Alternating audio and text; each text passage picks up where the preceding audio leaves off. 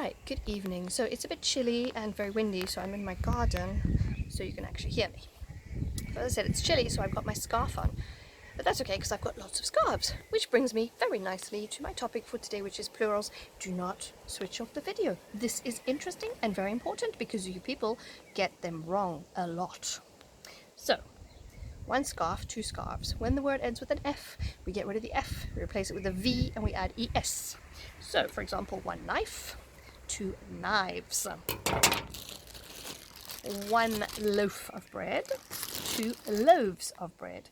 Or rather, we could say one half, two halves. Because indeed, nobody in my house can eat the whole packet. They have to open a new one every day.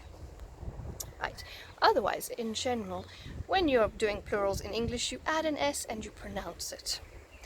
But there are some exceptions. For example, before the confinement in France, there were football matches every weekend. People used to give each other several kisses when they met, and Amazon delivered a lot of boxes to my house. So when the word ends with ch, s, sh, or x, you add es, because otherwise it's impossible to say. Of course, you don't know this because in French, you just add an s to these words that you have sabotaged from my language, like sandwich, much. It's impossible. It's impossible. And it drives me crazy when French people write that, even in French.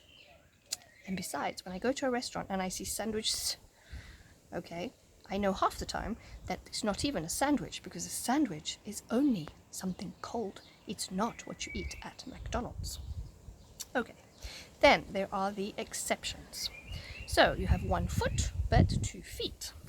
One mouse, but if I had more of these, I would have many mice, M-I-C-E. One tooth, 2 teeth. One goose, 2 geese. A goose is like a duck, but bigger and a bit meaner.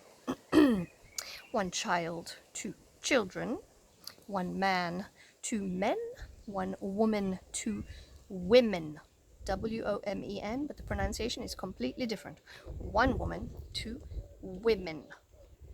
One cactus, 2 cacti, C-A-C-T-I. And when you have an appendix at the end of the book, and you have maybe more of them, it would be appendices, I-C-E-S, at the end. But the biggie, the big biggie, is this last one. One person, two, wait, do I hear somebody say persons? No. One person, 2 people. 5 people, many people. Persons is not the plural of person.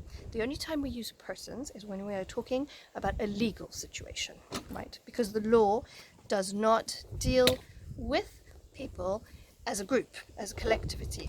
It deals with people individually. So you could say, persons not respecting the confinement law will be fined 135 euros.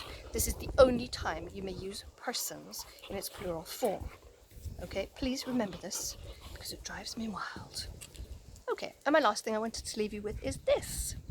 If you had had your heart broken, I might say to you, I'm going to kill my dog, I might say to you, don't worry, there are many fish in the sea.